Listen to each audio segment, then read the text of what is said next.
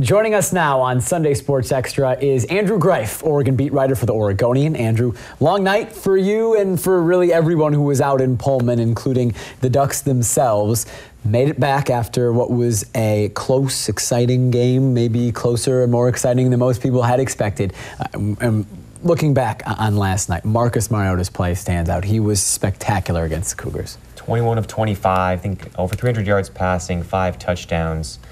Even his miscues when he had to throw a ball away, it was what Scott Frost called the play of the game, because he threw it out of bounds after fighting off a 300-pound defensive tackle and avoiding a sack, what would have been his 8th sack of the game behind a depleted offensive line. He was magnificent. He would have had 100 yards rushing if they had allowed his 54-yard rush down the left sideline, but it was called back on a holding penalty. So, I mean, he did everything he could have last night, and Mark Helfrich said, it's ridiculous. It's ridiculous. It was a joke that he was that good. And he wasn't joking, though. He was that good. And adjustments made to let him be that good as well. The offensive line struggled early in that game, and Oregon made some changes at halftime to let Marcus get away from that pressure a little bit. Yeah, Scott Frost, who's the offensive coordinator, said that they basically tried to roll him out of the pocket as much as possible to get him away from some of those, the bull rushes. They were coming through the guard tackle hole, the guard center hole. I mean, they were sending pressure from all over from Washington State because they knew Oregon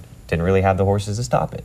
And so Marcus, basically to preemptively get away from that pressure, they tried to roll him out. That's what Frost said. And I think he was 14 of 15 in the second half passing. Something worked.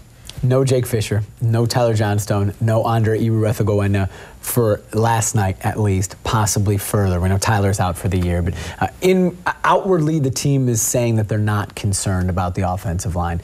Should there be concern about Oregon's offensive line? Yeah, absolutely. I mean, there are 11 tackles for loss, those 7 sacks.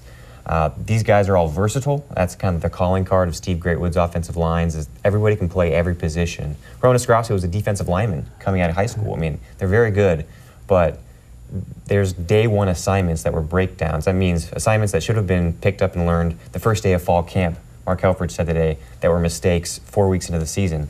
And that's a big problem going forward. There is no rushing touchdowns for Oregon. Usually that's a hallmark of a terrible game. Stanford and Arizona last year, games where they didn't have rushing touchdowns. Obviously they lost those games. This one they got out of it. I don't know how they get out of that going forward, though, if they had that lack of production. 4 games in, 4-0, the Ducks are. What are your overall thoughts heading into this bye week?